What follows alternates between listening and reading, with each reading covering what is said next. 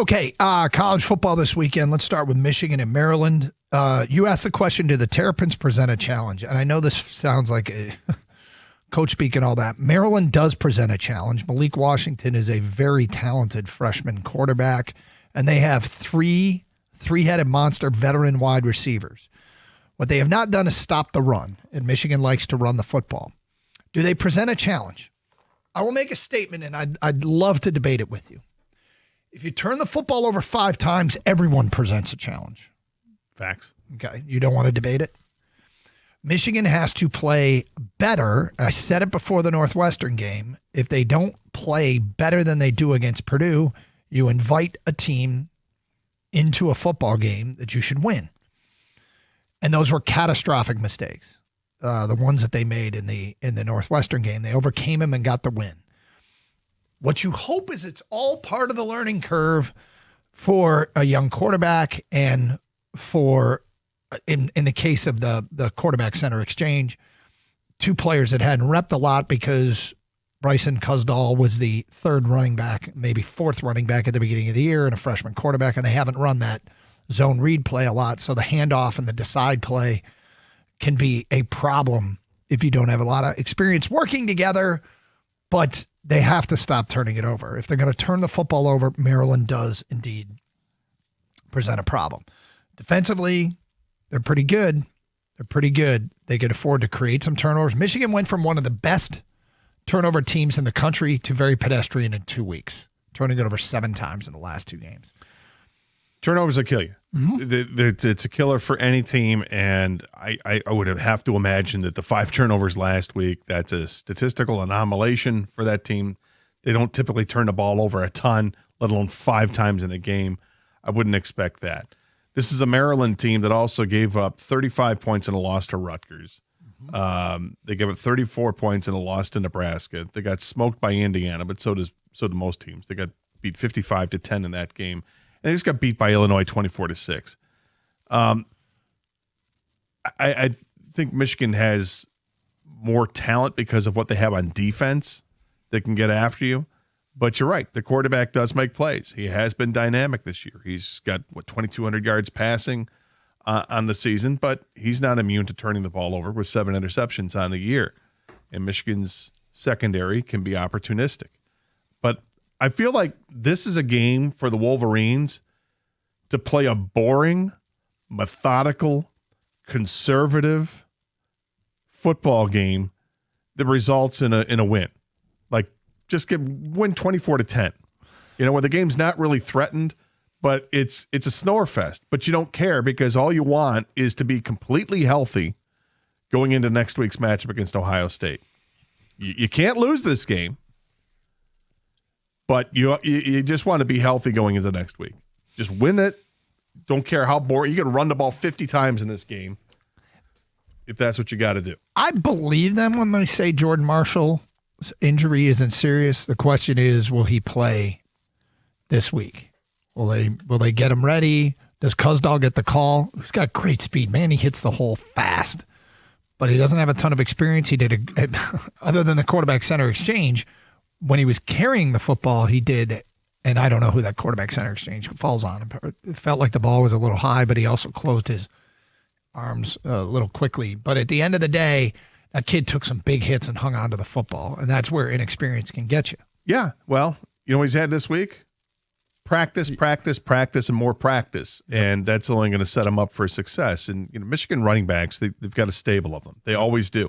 And it's next man up, and he's getting the opportunity. He got it last week. He ran with it. Yeah, mistakes were made. Mistakes can be cleaned up. But again, am I wrong? Wouldn't you just have take a boring approach whatsoever to this game?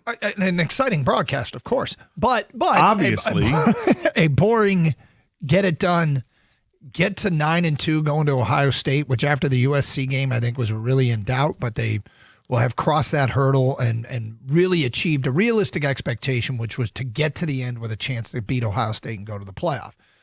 One other thing to know, Maryland, you mentioned Michigan secondary opportunistic. Maryland's second in the country with 18 interceptions.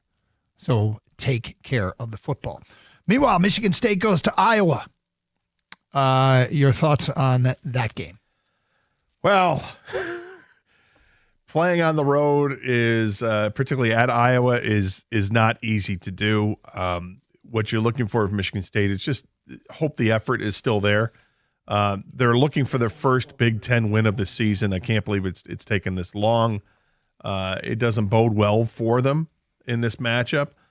But that being said, it's not insurmountable. This is something that they can do. They can put it together. I don't know, what the quarterback situation is going to be. Is Childs? I have to look to see if Childs is even available to them. But it looks like Alessio is the guy that they want to take the snaps anyway.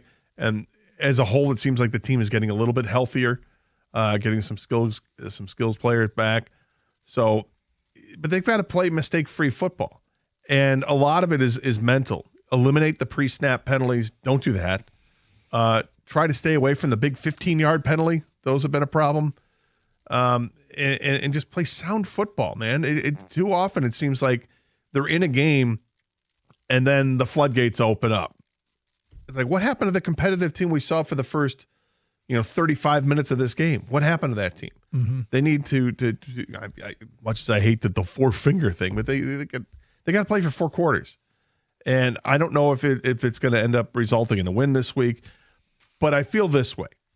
And I don't like to focus on the negative. But if they get smoked by Iowa, and if the effort looks poor, and it's not just, here's a mental mistake, but it's like they look terrible doing it. With the way that things have changed with the signing period, it's moved up a couple weeks. It's like in the middle of December now instead of early January. For high school recruits. Yeah, or even in February in some cases. That because that signing period has moved up, if Michigan State is going to make a move with the head coach, if they don't show up on Saturday, it might be in their best interest to let him go before the Maryland game just to get ahead of it because of the signing day thing. Normally, I'm like, just wait till after Thanksgiving if that's after what's the advantage? What are they getting ahead of? I'm just it's trying to ensure that you can still hang on to the recruits that you have. You get a head start on. I mean, look, I think they already have a pretty good idea what they want to do, what they're able to do. And if you can get a change and a coach done quickly, then maybe you can salvage the recruiting season. But if not, if there's no hope of salvaging that, then whatever, I guess. It doesn't really matter. There's an optics thing with this on Saturday. I hope they don't look awful against Iowa. I hope they show fight. I hope what we see is a team. Remember when they went to Iowa a couple of years ago when Harlan Barnett was the coach, and they should have won that game. They had that game won, and a couple of mistakes late in the game cost them, and it was devastating.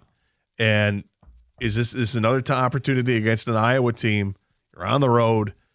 A win might go a long way too. So the signing day is December 3rd. Are you thinking that they would hire a new coach before December 3rd? I guess that wouldn't happen. No, maybe that's unrealistic. I thought it was 13th. It's the 3rd. Good God, that is so early. I just did a Google search and I got 2025, 2026 NCAA signing dates. And I'm surprised it's the 3rd too, but December 3rd through December 5th is the early signing period. I guess it's just the early signing period. What's the second signing period? February. I wonder how many people are going to sign in that early period. It felt like everybody did last year. Second signing date is February 4th, according to this. But it's a bit of a mess with what they have with East Lansing.